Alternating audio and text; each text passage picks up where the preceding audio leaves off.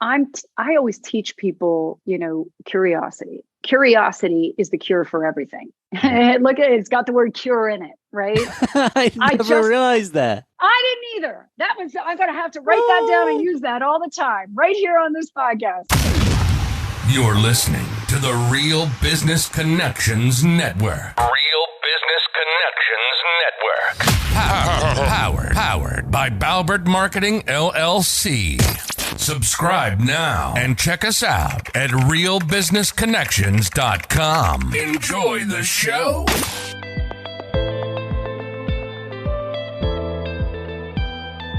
Welcome everyone to Learn, Speak, Teach, powered by Balbert Marketing, LLC. If you love to learn, be inspired, and succeed, we're here to speak and teach. I'm your host, Ben Albert. I believe if you're not living, you're dying. If you're not growing, you're withering. And if you're not engaged, you can turn this off right now. Because we here at LST are lifelong learners. And listen, I'm not your guru. I'm an ordinary guy on a journey to learn from the experts. My goal is to host each conversation with a beginner's mindset. Learn and let the experts speak and teach their truths.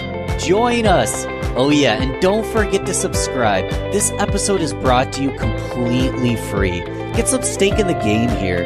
My fee for the show only takes a few moments. If you gain value from the episode, personally share with a friend and explain your favorite part. Bonus points. Please leave us a review on Apple, Google Podcasts, or anywhere you listen to the show.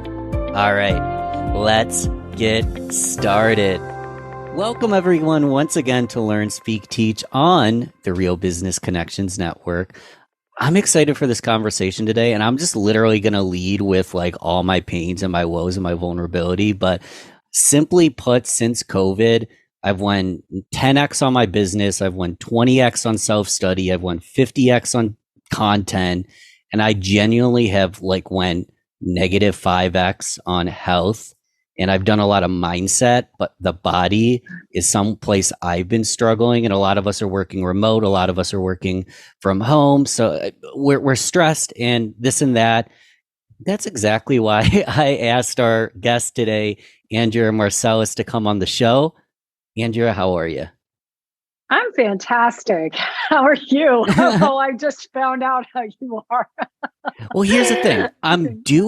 I've never felt better. And you can even hear the uncertainty in my voice. I've never felt better, but I know when I look at myself in the mirror and when I weigh myself and when I do exercises that I have a higher capacity than where I am right now. And I'm busy and I do feel stressed at times. That's exactly why I and the listener basically want you on the show, because you're a fitness and well-being expert. You're an author, at one point an actress. You specialize in practical fitness and mental well-being strategies for busy, unmotivated, or overwhelmed people like myself. And your mission is to help anyone climb out from under your to-do list to discover what they're truly capable of becoming and have the time to make it happen. So, to get started, you and I joked about you have like a big, hairy, audacious goal. Can we start there? What is your mission? What is your goal? Why are we here? I try to give myself a number so I can actually break it down, but I'm trying to honestly lift the lives through physical and mental well-being of over 1 million people within 2 years. And I actually think that number might be low, considering what I have, the tools I've created and what I have available in the partnerships I'm creating to make that happen. So, but really, I'm deeply concerned about the obesity epidemic in America and the mental well-being epidemic in America. And I would love to be able to be part of cutting that obesity epidemic, at least, because that's a little more measurable than mental well-being, but be part of cutting that in half in like 5 years. Like, just give yourself a big goal. But my strategies are so doable, so gentle, and so customized. It's a pathway to discover what works best for you within your lifestyle and that's why it works and that's why it lasts, that I feel like, you know what, we can do this. And I'm interested in the ripple effect. Just think about when you have a day where you feel good physically, you feel energized, and when you're in a very positive place mentally, every person you talk to, every interaction you have, that's the energy you feed into that person.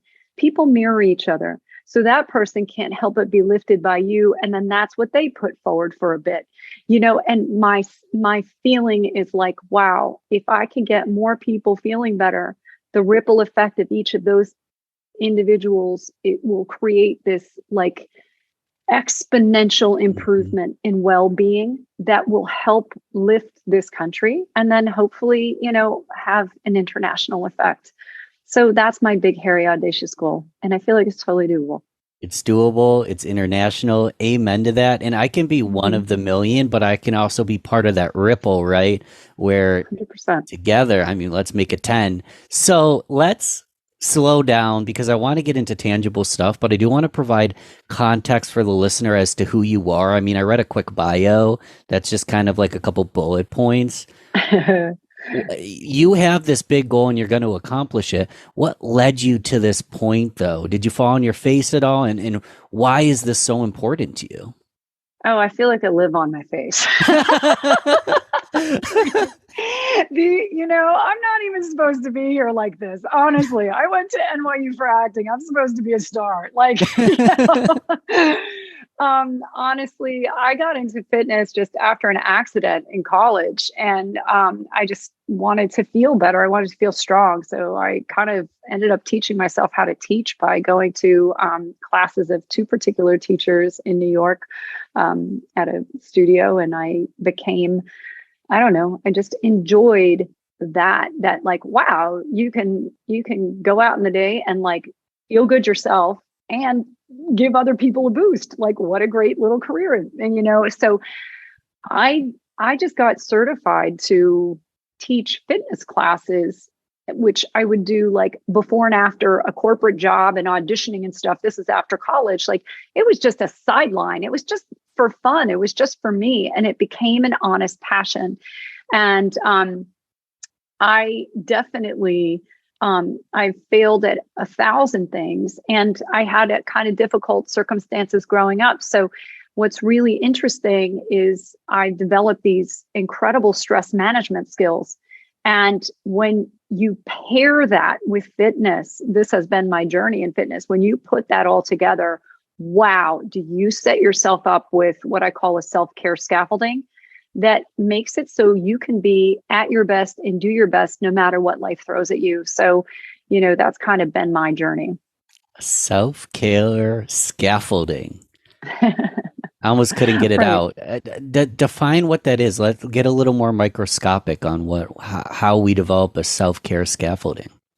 Right. So we have habits. You brush your teeth, you put your shoes on, you tie your shit. Like, if we can make self-care practices, and I don't mean, often self-care it turns into this thing that are actually numbing behaviors. Like, self-care is a manicure. Self-care is sitting in front of Netflix. Self-care is, the glasses of wine I have at night. Self-care is, if we can shift this idea of self-care from being a spa vacation to, hey, I eat this particular breakfast, one of these two choices, because they start me off with energy.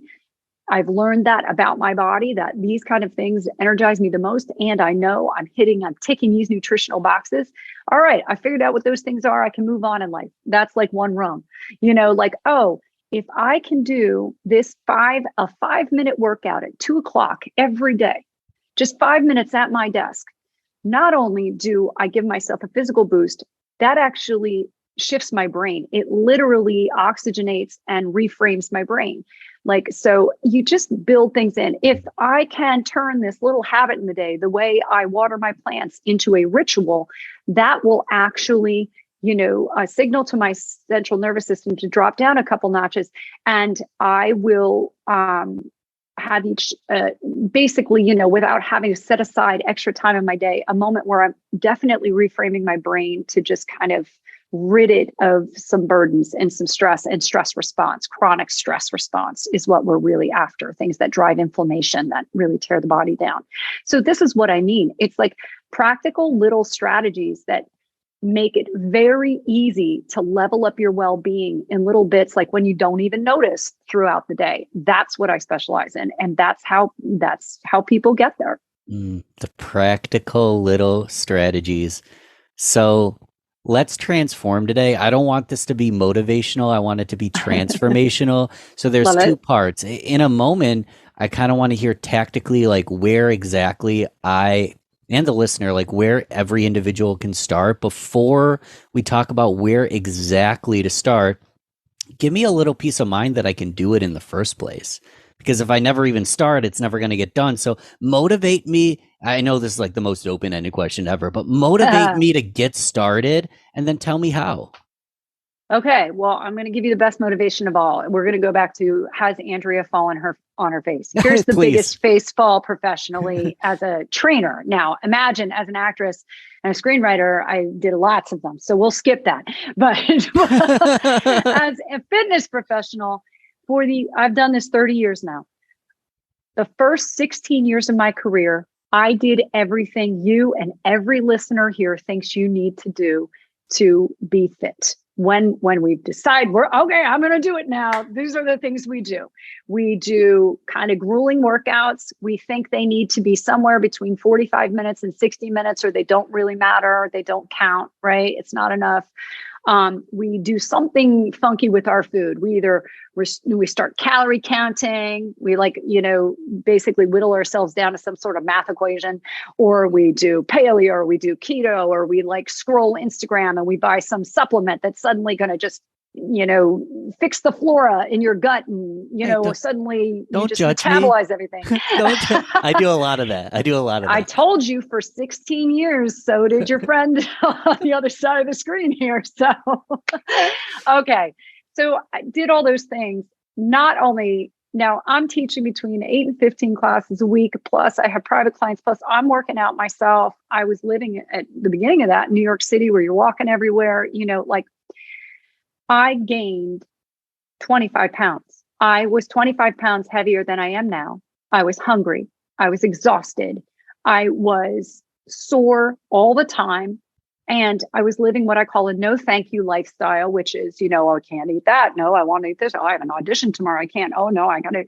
But the thing was, even if I could get sort of toward close to this goal weight I had for myself, I was really white knuckling it to get there. I had to be perfect at all of these things to get there. And when I was honest with myself, that was the same with my clients. They could get kind of towards where their goal weight. But everybody was holding on so tight because we were living these lifestyles that were like prescriptive, like you need to do all these things. Well, I finally got to a point where I was having a new client. It was a celebrity. I mean, I care about everybody, this was a guy that I personally knew his wife very well. I cared very much. And so I was like, okay, I got to make a great program for him. And I remember staring at the wall and going, this does not work. Calorie counting does not work. Mm-hmm. These grueling workout regimens do not work. Unless you are in kind of a lab circumstance, unless your life is a lab circumstance where we can be precise and exact all the time, this doesn't work. Right? So what I did was I was threw caution to the wind. And I said, I'm going to do the opposite. I'm going to guinea pig myself and literally do the opposite. I'm miserable. And I'm tired of saying no, thank you. I'm tired of not eating pasta. I'm tired of not, just not really enjoying my life. This is getting me nowhere and I'm not happy. Okay. So what did I do? I literally dialed it down to 20-minute workouts. That's the bar now. I started eating all the foods just in a particular strategy, which was more about portions and schedule. I literally spent more time just standing and walking. I figured out what my life is really about and kept that why at the front and center all the time and had more fun. And guess what? I shrunk. I went not even hit that goal weight, so far below it. I'm like, oh my goodness gracious. So I codified this, and with my clients that could let go of everything your message do you need to do out there, and they're making a lot of money with these messages, and selling you all this stuff. You can let go of that. My clients that could, they shrunk too. And I started to codify that. That was about 14 years ago. I,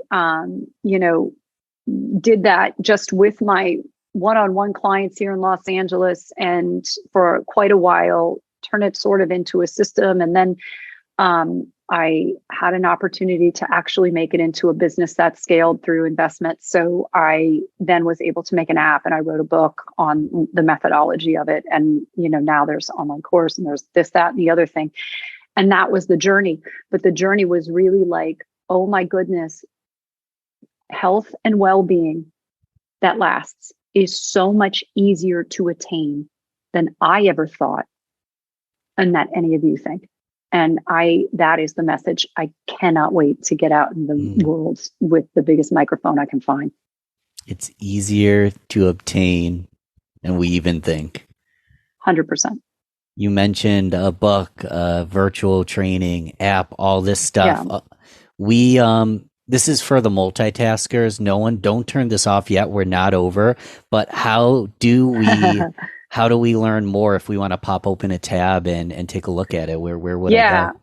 Right now you go to andlife.com, and as in Andrea, life as in your life, andlife.com. And then the thing to check out is the Shape Up Body and Mind program. So when I started this business, again, talk about falling on your face. I fell on my face every year of this business. Every year I missed my business plans every year, because we started out building an app, and then then we launch a book, and then we do this and that. I thought I was going to sell these individual products. And as it turns out, as much as I try to make something in this business that extricates me from it, you know what I mean? It isn't relying on me. The fact is, what people want right now is guidance. They want a guide. They want a Sherpa. They want a hero. They want someone who is literally in their shoes, walking the walk that they could just walk behind. I'm with the machete in the rainforest. I'm cutting the path for you. Like, just come follow me. It's much easier, right? Yeah. And that's what they want. So it took me literally, it's been like 4 years now, and I finally put this all together in a program the way I would do workshops. And so now the Shape Up Body Mind program is one-on-one support in addition to all the tools I've made. So people still go and buy the random tools, and you can just go get the app, or you can whatever. But really, what the thing to do is to have a call with me, tell me where you're headed, find out what your life is actually like, because the genius of the program is it's customized for every individual. There are guideposts, but what it is a discovery process. How does your life actually look? What are your preferences? How can we adjust them to be more beneficial for you? Or how can we leave them alone and just adjust the program? So you never give up pizza if it's your favorite thing. You never give up wine every night like me. We incorporate those things so that the program lasts. So that's kind of in a nutshell, but you can go get more information. Yeah, incorporating something that's tailored for you.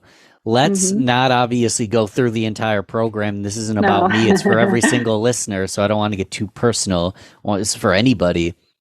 Give us a little nibble, and we're not going to count calories here. So the nibble can be as large as you want.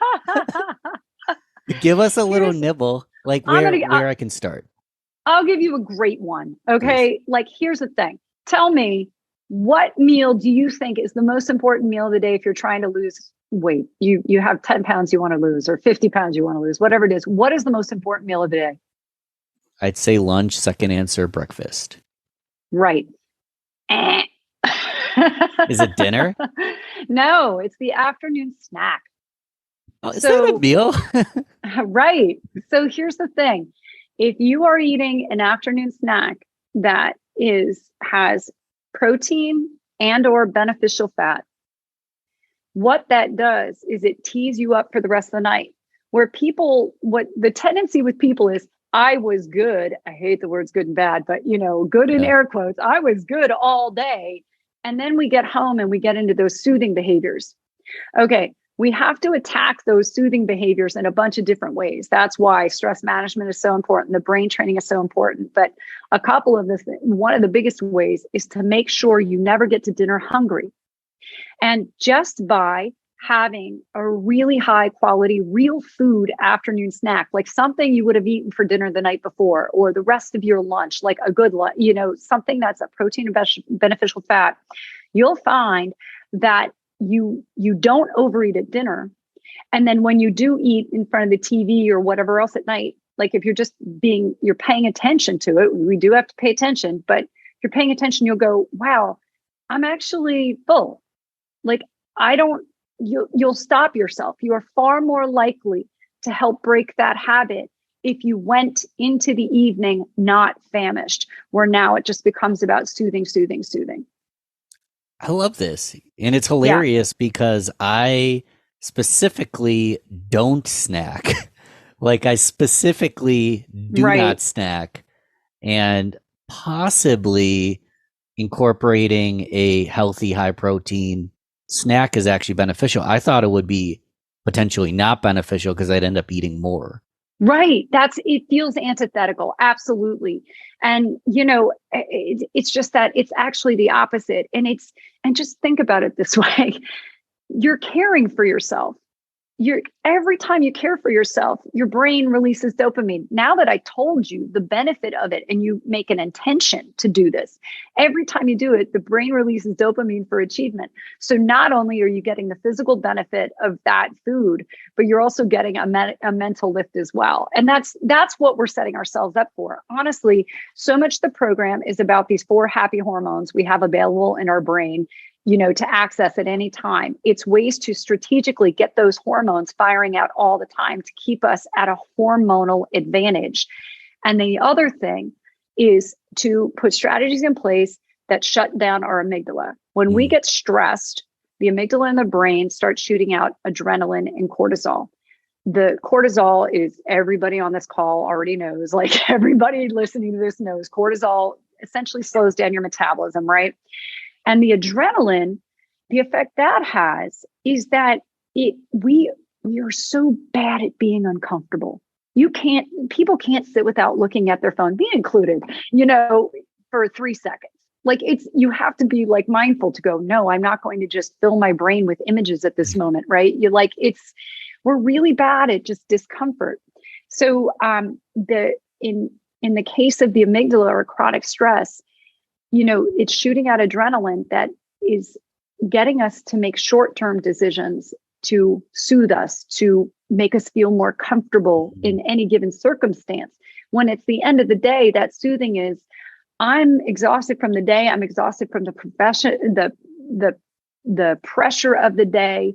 I need to soothe. Our jaw and our vagus nerve are soothing, just from a baby sucking on a pacifier. Well, as adults, that's us eating potato chips in front of TV. It's still a soothing mechanism, right? Or just the feeling of fullness in our stomach. We start to, as a baby, associate with soothing, right? So, it's just things in the day to shut off the amygdala, to like kind of short circuit it for a minute, to reduce chronic stress. So not only are we reducing inflammation in the body, which is tearing us down on a cellular level, but it's also going to prevent the need for those soothing behaviors, for those habits, and allow space to put some beneficial habits in their place. My mind's blown. And I just realized something, Andrea. So what's that? Part of what I love about doing this podcast is, out of totally being present and respect out of my guest, I do not touch my phone for an hour straight. Just before we jumped on this call, was playing basketball. I love to play alone and kind of just be in my own thoughts and myself. I think part of why is not just I love basketball, but part of it is I'm detached from my phone for an hour straight. Those are just 2 things I do. What are some other ways that we can detach and really focus on ourselves? Oh, it's such a great question. It's amazing that you do that and you carve out that time for yourself. I'm CEO of a company. I have 2 kids. I have pets. I have a husband. I have oh my goodness. I don't have time. Like, I feel like I don't have extra time. Like, I actually, my personal growth is like more time for my hobbies and things like that, like we all have our spaces. But for me, what those are rituals for you. That basketball is a ritual for you in a way, right? So it's a place where you're bouncing a ball. Your only job in life for that moment is to get a ball in a hoop, and it's cool. And there's an instant dopamine reward every time you get the ball in, and so it's a really great example. If somebody can't take the time to go out and shoot a few hoops, you can take something you already do in the day and ritualize that process. So, and what I'm saying about the basketball is that it tells your brain you're in safe harbor in that moment. There's not going to be this influx of information from your phone that is more than our prefrontal cortex was designed to take in. You're giving yourself that break. I give myself that break, but in like 2-minute increments in the day. And one is when I make a Keurig coffee. That Keurig machine makes so many sounds. I like sounds. It's just me. Like, if I go to get a facial, I like the sounds of the things, like more than I even like the facial. Like, there's them doing stuff. So the Keurig, right? We could do a whole podcast on that. I know. I discovered this about myself. It's bizarre. But anyway, whatever. You take what interests you, right? So I take that Keurig time, and it's become my ritual. There's no phone. There's no nothing. And I listen to every sound that machine makes. The pop, when that like little Keurig pod pops, it starts with that. And it's almost like, oh, like my body knows this is my time. And then I listen to every sound. It takes like 90 seconds or something. The Keurig used to, like, I'm so impatient, take too long for me. Now it's awesome. Now it's like, but I've just brought attention to that. And what happens is, because I do it every day, because I just breathe. The only job I have in that moment is to breathe and listen to every sound. I'm activating senses. I'm including oxygen in the process, breath in the process. What this is doing is activating positive brain centers to accomplish that intense listening plus breath. It activates your cerebellum, your hippocampus, your prefrontal cortex. For those to be active, your brain can't multitask. It shuts off the amygdala in your brain. So it's that same sort of a process we were talking about before, a way to shut that off. And because I practice this over and over again, it becomes a ritual. It becomes something my brain and body recognize as safe harbor, as a time when I do not need any protection. The amygdala is a protective device, right? Well, every time I do that and I just pay attention, my body knows, oh, she's in safe harbor now. Immediately, you can feel your central nervous system like, okay, you just drop a couple notches. You can feel it. I am a different person at the end when I make that coffee than at the beginning. And that's what I'm talking about, a very simple way where you just take something you're already doing. I didn't add any time onto my day or my schedule. I didn't have to bust out the Calm app and like find 15 minutes to kumbaya with my thoughts. Like, I just made a coffee, but I made it with intention. I do the same thing with watering my plants. I have a certain pitcher I use, takes 2 pitchers to do it. And in that time, I do nothing but really pay attention to those, 15 plants. And it's the same thing. So I have 2 breaks every day that are things I have to do anyway. And that's what I'm talking about, a self-care scaffolding, stuff that you don't even expect, but that you can make more out of, that really help reframe your brain. I like this self-care scaffolding, taking the time to pay attention, do it with intention. You're better afterwards. One random example that's coming up, and I'd love for you to riff on this if you have any thoughts. And it was Dan Harris, the 10% Happier podcast, and Anderson Cooper was on. So Dan Harris, he's a news anchor. Anderson Cooper, he's also a news anchor. They both live very stressful lives. And Anderson Cooper, and add this to the show notes. For this, my show notes writer, add that in so people can check that out. Great podcast.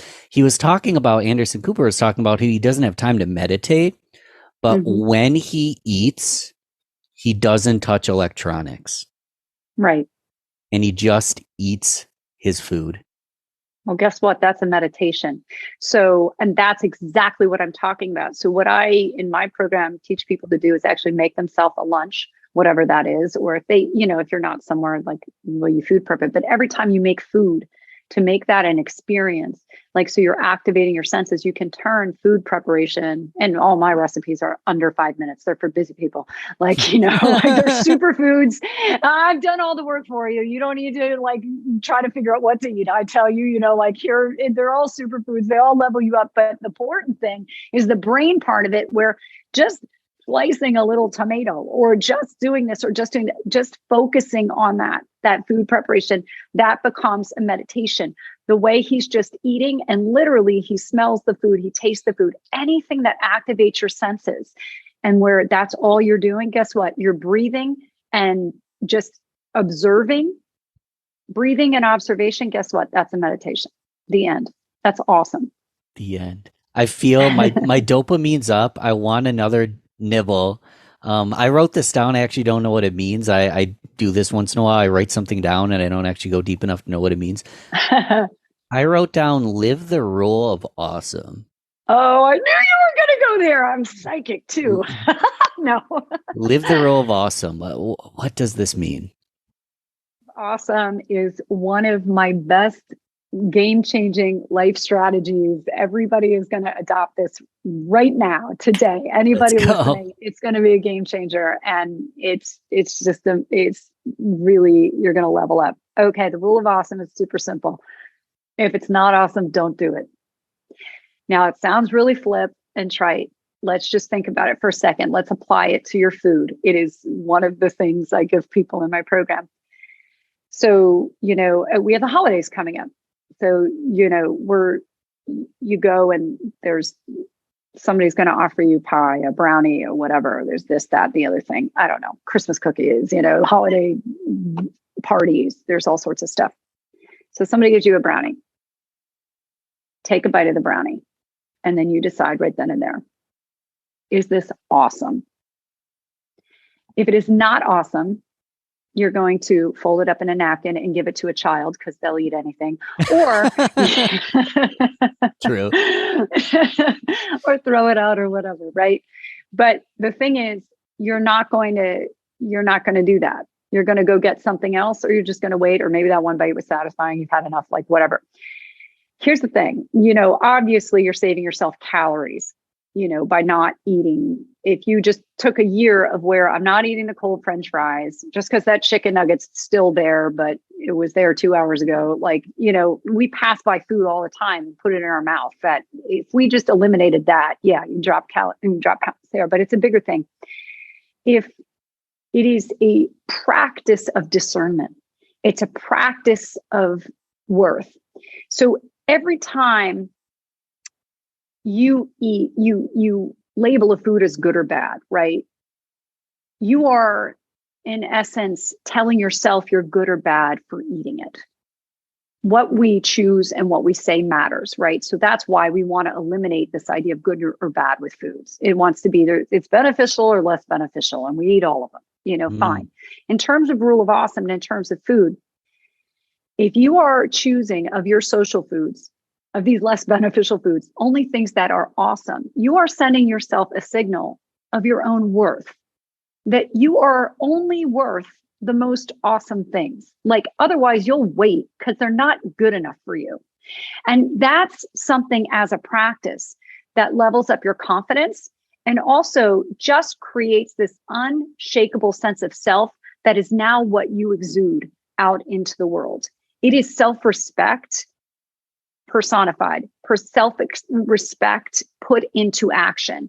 And it's amazing. So if you think about this in terms of your clothes or your closet, if you go through your closet and you put things on, and when you put it on, it does not energize you. It doesn't make you feel powerful. It doesn't make you feel like what you're wearing matches the quality of who you are in terms of your thinking and your heart. Give that outfit away. Like, get rid of it. Only wear things. And I'm not saying they need to be designer stuff. It's whatever for you. If, your old Rolling Stones t-shirt makes you feel awesome and powerful and energizes you, this is about generating energy. You keep that shirt, you wear that shirt because that shirt's you. You know what I'm saying? But apply the rule of awesome to your closet, because every time we go through our closet and we get dressed and it's the pants that don't button or the thing that I'll fix it, maybe when I lose 5 pounds. No, those things chip away at your soul. We don't need any of that. They don't generate energy. So get rid of those things. And when it comes to social occasions or stuff, look, I don't want to go to your candle party. Like, I don't want to, like, Yeah. Yeah. those things are not, they feel like a drain on me. I don't feel comfortable there. I don't want to, I just don't. That's not what I want to do with my time. And I have a fear of not having enough time, so like, I don't do things that now are not on my personal time that feel obligatory or aren't going to generate energy in me, feel like they're going to sap. So energy is the line. Awesome means it generates energy in you. It generates joy. And so if you start to choose joy, you're choosing awesome in everything, that your life will level up exponentially and you will lose weight. And you will lose weight. Well, I love this. I mean, coming from the perspective of I'm a very minimalist male, so I have like 10 versions of the same black t-shirt. I have multiple versions of the same brand and size of jeans because I just feel incredible in it. And I've realized that it doesn't actually make me feel any better. It's not a significant net positive, but it's by no means a net negative. And then there's things like watches, and I like collecting shoes. Those are massive net positives. So me personally, my t-shirt and my jeans, it's pretty uniform, but I'm comfortable in it. And then I find different accessories that really light me up. But it's uncommon that you actually open up like my shelf, my drawers, that you'll find something that I just like don't like. So and that's fantastic. You actually, I didn't even realize I was doing it. Right. And the other benefit of what you've done and where I'm trying to go with people, because especially women, they have a ton of stuff in their closet they never wear. When you go to your closet in the day, it really should be that simple. Like, now you have basically, I wear this shirt and these pants. Like, okay, that's fine. But for everybody, it should be that. It should be just a question of color and like the shape of the outfit for women, I guess, more than men. But that's it. That all of it feels, just like you said, comfortable, exactly you. You feel great, and then you have little accessories that light you up. But that's exactly the point. And what we've done is eliminated decisions in the day. The paradox of choice is the more choices we have, the more stress we have. By eliminating decisions, these micro decisions in the day are killing us, and by eliminating those, by making your closet spare, it is really just everything here I love. I'm just going to pick, I just want to wear this color today. Okay, great. That eliminates a whole waste of time in life plus added stress level. It does. Let's talk a little. So I don't want a man to listen and be like, well, I just need to do black shirt and jeans. I don't want a man or woman in any regard. I don't want someone to look, and you and I joked about, you've got like the beach hair today. I think it looks incredible, but I don't want someone to look and be like, well, I need to look like Andrea. Talk a little bit about personalization on, we're talking about maybe something I do or something you do. Talk a little bit more about how this is a personalized practice. Well, like I said, the bar is, does it generate energy? Do you feel energized? Do you feel positive? Like, do you feel like, yeah, I want to go do my thing now? Like, and so that's it. It's whatever it is for you that makes you feel your best. That's what we're encouraging. So it is completely customized. I can't tell you what to wear to make you feel great. You know.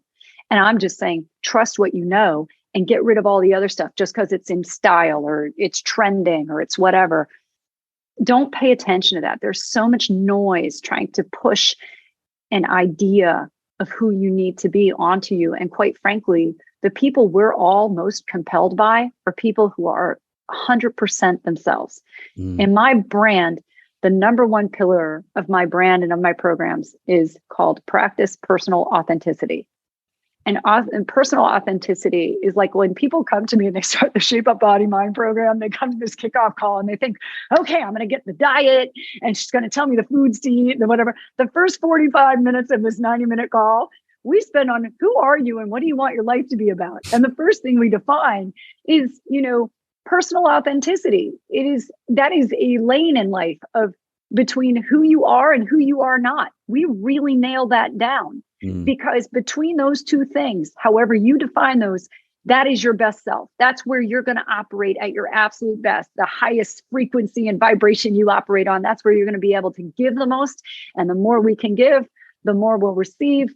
And, so it's just a very, very important to figure out who you really are, and then find ways to express that in everything you do, your choices of food, how you decide to exercise or move in the day, what you do for work, what you do for hobbies, what just everything. You see how that works? I do. You're finding who you are. It's funny. I'm going to give her airtime again. So Rachel Jenks was a few episodes back, and I brought her up in last episode, and she's coming up again. Because in her branding, she has a fingerprint as part of her branding. And I just love that concept, because each and every one of us have our own authentic, unique fingerprint.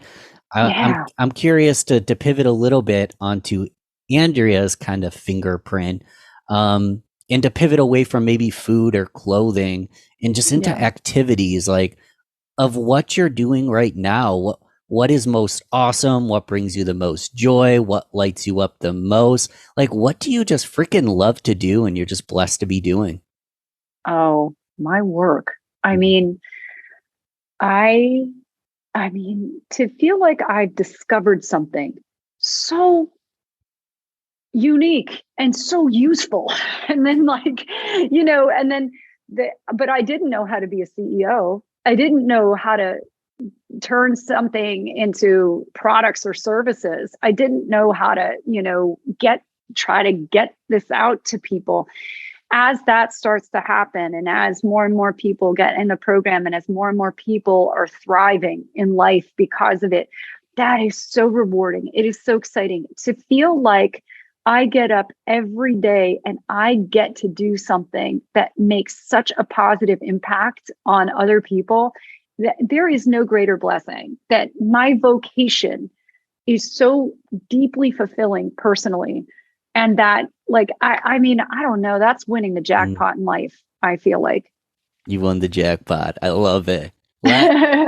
Let's go a single layer deeper. Is there anything specific, like microscope? Is there anything specific about you've hit the jackpot, you love what you do, you love what you get to do?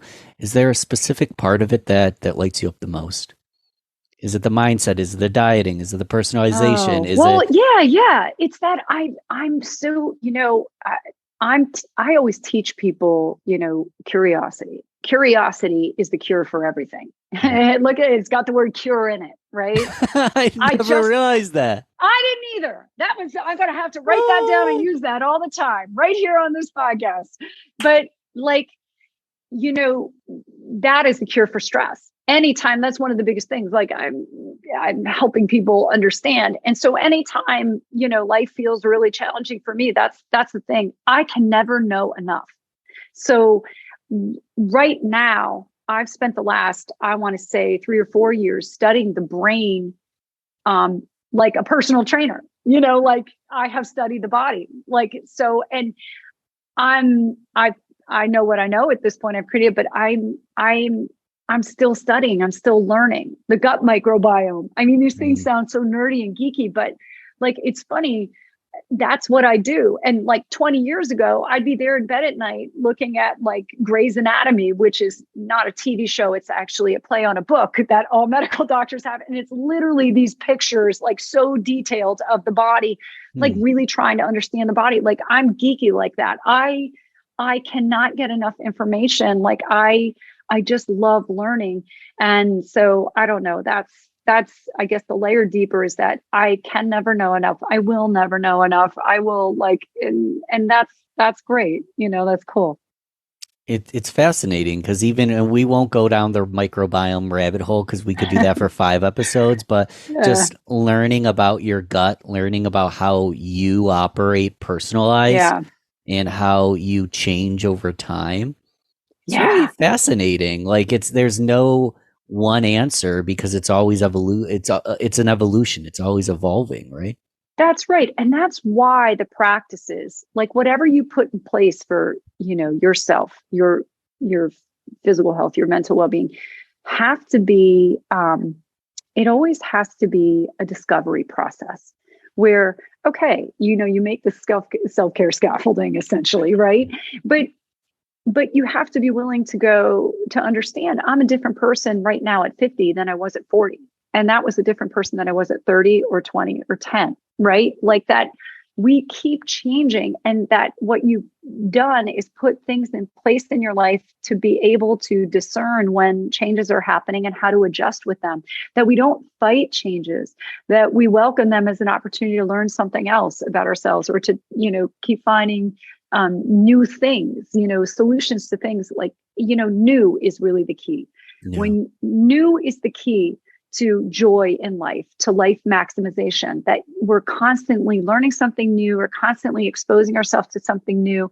And that's where we stay really vital and vibrant. Let me kind of put this together and tell me if it makes sense. So earlier we talked about how there's certain things like the coffee, the Keurig. You're totally present and you ritualize that as a moment just to detach. So there's things that you want to implement that might be ritualized and consistent, but then you also need that spicy new as well. So you have your consistent habits, and then maybe it's not 5 hours a day doing a new sport you never played before, but it sounds like you want your consistent habits, but you do want to spice it up as you go as well. Absolutely. And that's one of the things we do in the program as well. And of course, we deal with food and exercise and all that stuff. But I like to talk about the things that are unexpected. And one of the things I make people do is list some things that you wish you knew more about. List some things that some skills you have that you're competent, but that you wish you could do better.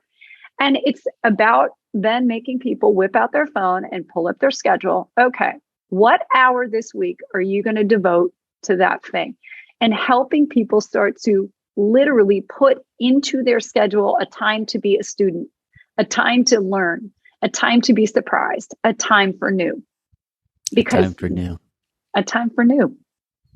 I like it. I do that a lot, but in the same categories.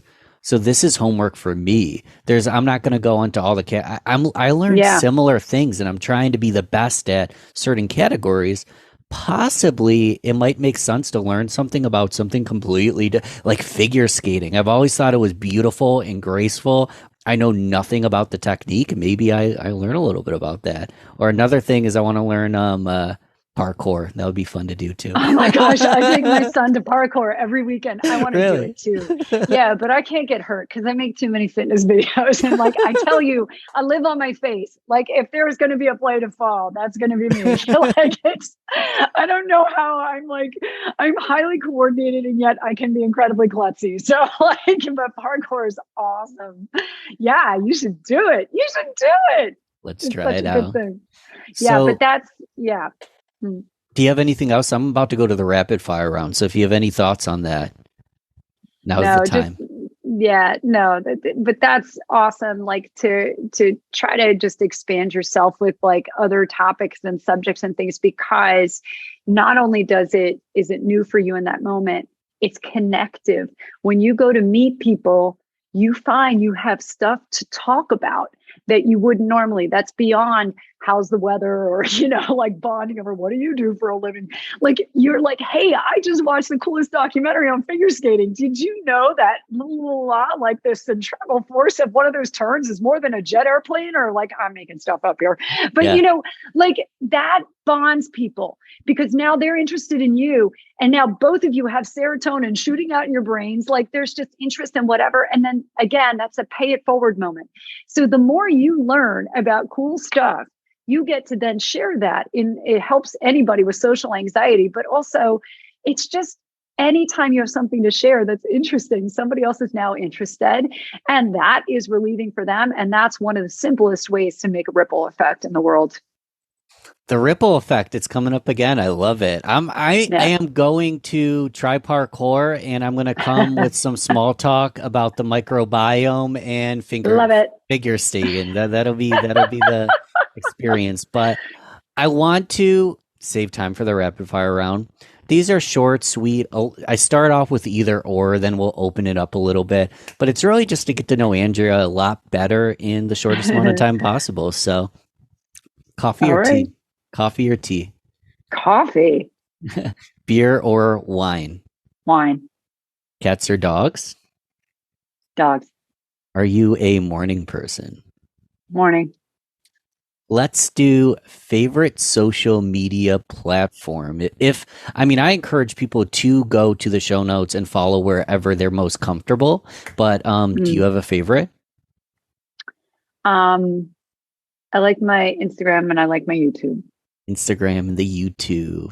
Let's open it up a little bit. Ooh, I've never asked this. I've asked people who's your hero. I'm going to pivot a little bit. So you used to be, and you can answer who's your hero in a second if you'd like, but I want to pivot a little bit. I know you were an actress originally.